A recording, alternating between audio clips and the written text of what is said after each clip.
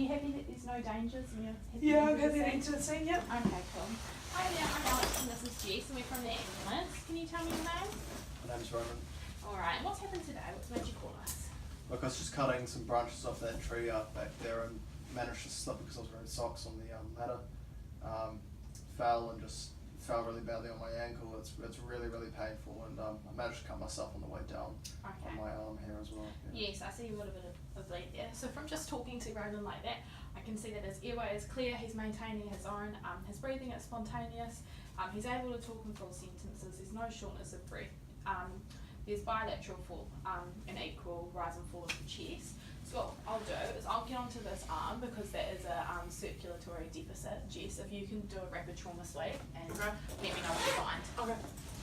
Roman, are you okay if I do a rapid trauma sweep on you? Yeah, that's fine. Yep. Alright, so I can see from this bleed here that it is quite a deep red, it's just oozing out.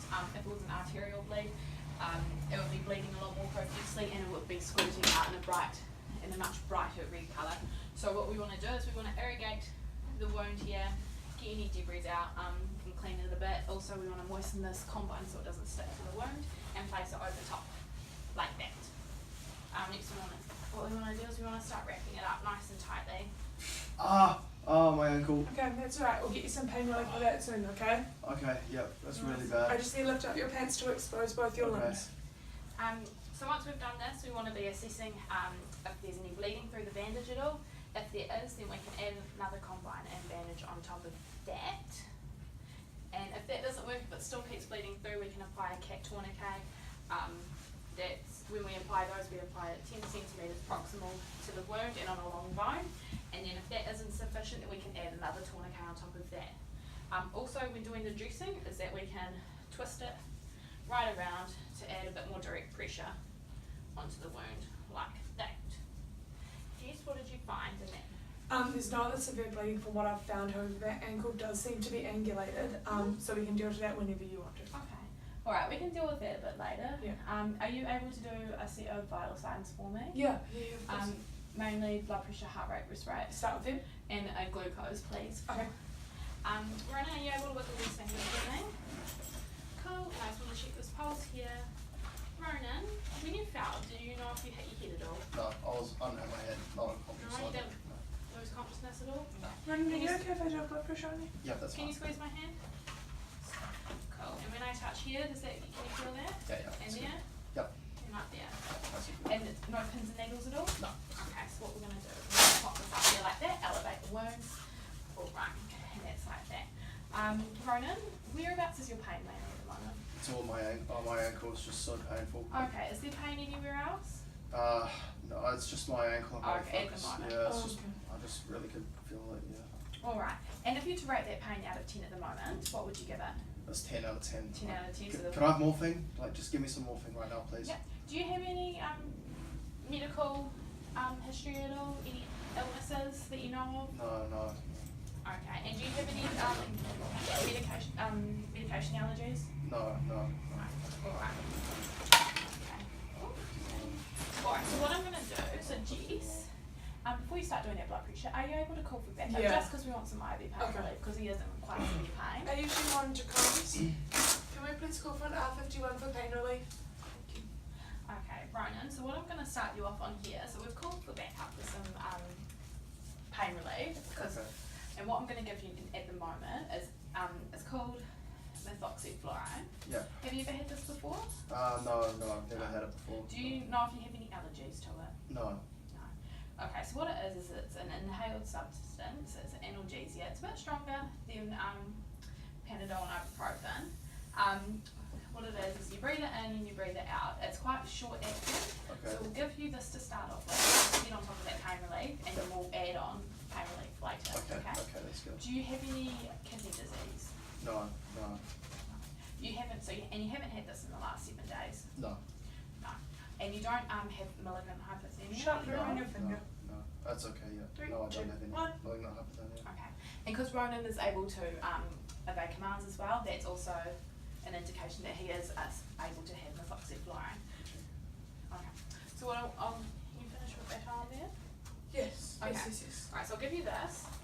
I want you to have a nice tight seal around your lips around around here, Yep. blow in and out into the pen as well. Yep. And if you need to, pop your finger on top of the valve here. Yep. Jess, am I able to get you to Yeah. check this medication for me? Yeah, of course. Methoxyflurane, the expiry is April 2022, and there's 3 mils of it. Perfect. Cool. Okay. Alright, so I'll give you that. I'm just going to do a temperature run. That's okay. Alright, Ronan, so I'll get you to hold on to that for me with that good hand. Yep. You keep this one. Cool. Alright, and breathe in and out for me. Alright, have you got those vital signs? Yeah. For me? Okay, so you've got a blood pressure of 115/75, you've got a rest rate of 18, you've got a temperature of 37 degrees, blood glucose level of 5.4, and heart rate of 95 beats per minute. Okay. Alright, so what I want to be looking for with these vital signs, so they're all within their normal ranges. A normal heart rate is 60 to 100 beats per minute, a normal respiratory rate is 12 to 20 breaths per minute, and blood pressure anything between 100 and 130 I'm quite happy with at the moment. So what we want to be assessing, we want to be regularly taking these just because Ronan has had a bit of a bleed. His body could be compensating for that at the moment, and we may see a spike in his heart rate. Also there's a chance that he could potentially go into hypovolemic shock if this continued to bleed. With that we would see the trend of the rest rate and heart rate starting to increase, and also his blood pressure starting to drop.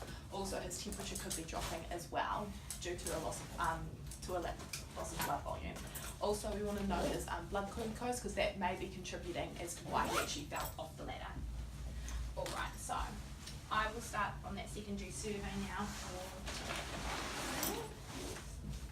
Alright, and so with the secondary survey I'm going to be doing a comprehensive kind of head to toe assessment.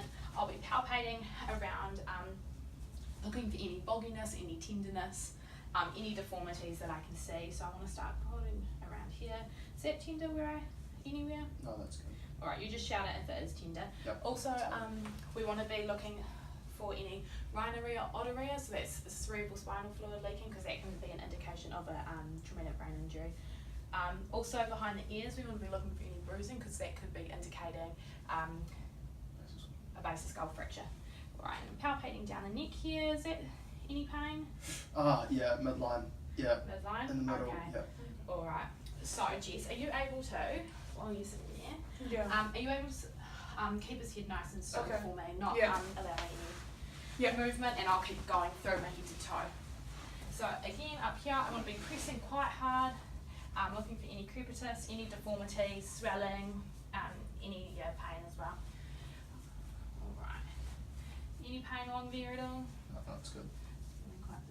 Alright, and no pins and needles anywhere down those arms at all? No.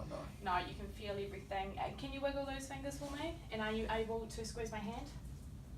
Yeah. Nice and tight. Okay, perfect. Alright, now I'll just keep making my way down the body. Alright, are you able to take a nice big deep breath in for me? And out. And again. Alright. And by putting my hands like that on his chest, I can feel that there's good expansion of his lungs as well. Alright, moving on to the abdos. Move around like this for the camera. Alright, so I want to be palpating quite firmly. I'm looking for any rigidity, any tenderness, or any distension of the abdomen as well. Also, I'll be feeling any pain at all. No pain down here. No. Also, with kind of the pelvis area, if there was to be a break, you can bleed a significant amount into that area. Keep moving down on all these bones, again assessing for any crepitus, any deformities, any pain or palpation. Oh yeah, that's all. Yeah. Alright, Yeah. okay, and this is My the ankle. angulated leg. Yeah. So we will come back to that once I assess. And I'll just do it on this last limb here. There doesn't appear to be any abnormalities. Are you able to wriggle this foot for me? Cool. Alright, no tingling, no numbness, No. pins and needles anywhere? No. Okay. What we're going to do next, so if you stay holding that neck, Jess, Yeah. we're actually going to apply a C-spine collar, just because you do have that other distracting injury that may actually be masking some of the pain as well. Okay, I see. Yeah. So, Ronan, this is a little bit uncomfortable to have this on, alright? It does feel quite restrictive, but it is going to help keep that neck nice in alignment for you, Okay. alright? That's okay. Yeah. Alright, Jess, so on your count, because you're in control of the head, I will get you to hold it up, but I'll first measure this. Measure that. So we'll go 4 fingers down here. So he looks to be like a no neck, so I will clip it into place. Some of the complications with having a C-spine collar on is that if we are maintaining the patient's airway, that can cause a bit of difficulty. It can create pressure points as well as increase pain for the patient. Alright, so Jess, on your count, we'll get you to lift. And you'll slide it under? Yeah, and I'll slide cool. under. Awesome. Alright, ready? 1, 2, 3, lift.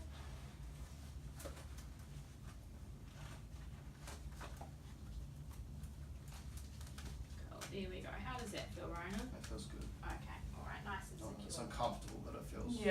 Yeah, and unfortunately it is a bit uncomfortable. Also what we can apply is our C-spine lanyard, which is clipped around. That's when we haven't placed a collar, but the C-spine hasn't been cleared quite yet.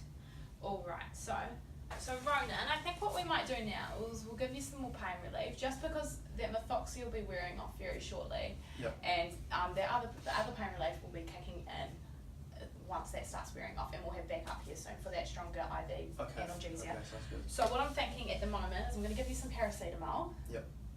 I'm going to give it to you in liquid form, just because of we can't really move you around too much because of that C-spine pain, and Right. we're suspecting there might be a fracture. Yeah. So we'll give it to you in liquid form. Right. Yeah. You don't have any allergies? Yeah. No, I don't. You don't? I don't have any allergies. Okay. And have you ever had any Panadol overdoses? No. No. Wait. Why are you giving me ibuprofen? I usually take this for pain. Just because, yes, like ibuprofen is really good for soft tissue injuries. However, at the moment you do have this significant laceration to your arm. It acts as an anticoagulant, so we want actually your blood to be clotting to help stop that bleed. Oh, right. Okay. And also it comes in tablet form, and we don't want to be giving you tablets while you can only lie down like that, because it just increases your chance of choking. Okay. No, that's good. Right. So you don't have any liver damage at all? No liver damage. No liver damage. Okay. What else is there? Right, so I'll be checking it out. How was that last? Okay. And you haven't had any paracetamol in the last 4 hours? No. No. And you don't have any abdominal pain at the moment? No. No vomiting or diarrhea? No. Okay, alright. So in liquid form, Brandon, how much roughly do you weigh? I weigh 68 kg. 68 kg. So in adults under 80 kgs, we give 1 gram of paracetamol. That equates to 20 mils in liquid form. So I will just draw that up. And Jess, once I've drawn this up, am I able to get you to check it for me? Yeah. So you've got paracetamol here with the expiry date of April 2022, and you've got 20 mils here. Okay. Alright, and I'll check this as well. So paracetamol, 1 gram, April 2022, and that's 20 mils. Okay, and we'll give it to you nice and slowly, Ronan. Perfect. Alright. So, next we'll move on to that ankle injury. Yeah, okay. So we'll come down here. So Ronan, keep sucking on that methoxy. We do need to move this foot around a little bit, okay? Okay. Right, do you have tape here? Yep, after this pillow. No, it's got it. Alright, so keep sucking on that methoxy. Alright, so we'll take the sock off that good foot first. Cool. Jess, are you able to help support this ankle while I take the sock off? Okay. So if you kind of, under the ankle there, and on your count you lift. 1, 2, 3. Suck on that methoxy. Okay. Alright, so I'm just going to test these distal baselines first, and then we'll kind of decide whether we want a pillow swim or a carpet Okay, swim. yeah, I agree, yeah. Okay. So, Ronan, are you able to wiggle these toes for me on this foot? And on this foot as well? Can you feel me touching here? Yep. And up here? Yep. Is there any difference? No. No, there's no pins and needles at all? Okay, and under here? Yep. And under there? Yep. Okay, and also touching both the feet? Yep. So they're both warm to touch, they're nice and pink, which means that they're quite well perfused. Even though this is angulated, it is pink and well perfused, so I'm not worried about any compromised blood flow to the area. Next I'm going to be checking the cap refill time. That's 3 seconds. And that's 3 seconds as well. Next, and you can feel me touching all these toes? Yep. And all down here as well? Yep. Cool, so next I want to be feeling for the pulses. Cool, I've got a nice strong pulse there. And a nice strong pulse there. So Jess, just because his ankle is quite angulated, it's out of our scope of practice to be realigning any limbs, his neurovascular distal baselines, they're all intact. Yeah. There's no compromise. So I think just to provide a little bit more comfort, we'll use the pillow splint. Yeah. And just because it's going to give him that nice support, be more comfortable, and we're still able to access that foot quite Yeah, readily. I agree. Cool. Awesome. So what I'll do is I'll hold up the foot, you slide the Yeah. pillow Yeah, underneath, cool. since we've got that pillow right there for us. So I'm going to hold it under there. Alright, take a couple of deep breaths on that methoxy and breathe back out into it. Alright, on 3, 1, 2, 3, and back down. Cool. Alright, and so what we'll do is we'll pop it up like that. You pop some tape on. And then once this tape's on, I'll reassess his baselines, just to make sure that there's no change in that at all. So why have you guys given me? My sister, when she broke her ankle, they put her in a cardboard splint. Yeah, just why because- you need a pillow? Just because at the moment your foot is on a slightly funny angle and we are not able to realign it at the moment while we're here. Okay. And I'm not worried about any compromised blood flow to the area. So what we'll do, we'll leave it like this, we'll get it nice and secure, ready for transport. Just nice and comfy. Yeah, Okay. and we'll get some Panadol and then some more pain relief on board once the paramedics are here. And then at hospital, the orthopaedic surgeons can decide what they want to do with that Okay, that's good. ankle. How's that? Is that comfy? Yeah, that's good. Okay. Alright, and so now I'll reassess both the limbs. So are you able to wiggle the toes on your both feet? Yep. And you can feel me touching here? Yep. Is there any difference in either of the feet? No. Okay. And you can feel me touching here? Yep. Alright, and I'm just going to test the pulse here. Cool, it's a nice, strong, brisk pulse. Yeah. Both the feet are still nice and warm to touch. In 2 seconds, and you can feel me touching all Yep. down here and all down here. Yep. Okay, perfect. Jess, do you want to go grab the scoop so that when the backup Okay, arrives, yeah. we can pop them on there and get them off to the hospital. Okay. So in my video, my patient did not need to have a cat tourniquet applied because the bleeding was controlled with a pressure bandage. But if it wasn't, I would be applying the cat tourniquet 10 centimetres proximal to the laceration and not on a joint. So in this case, because the laceration was down to the patient's forearm, I would apply it up here. Through this through. If I am applying a cat tourniquet at any point, I want to be calling for backup from an ICP because there is a potential compromised limb. Once it's on, I want to be twisting this around and securing it in. As soon as I've secured it, I want to pop this in and write the time down. It's 4 hours until you start having ischemia of the tissue below the tourniquet. Also, once it's on, you want to be feeling for a pulse, and you shouldn't be feeling one because you want to be stopping the blood flow to that area.